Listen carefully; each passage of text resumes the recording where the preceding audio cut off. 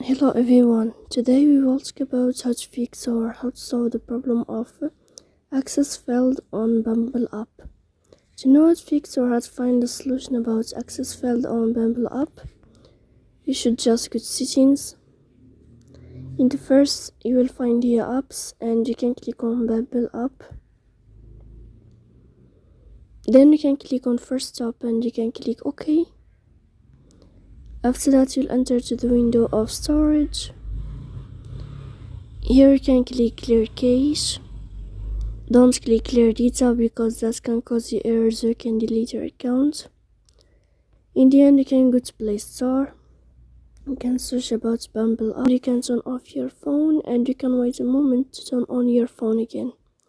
So please don't forget to support us by like and subscribe. See you next time in another video and thank you for watching.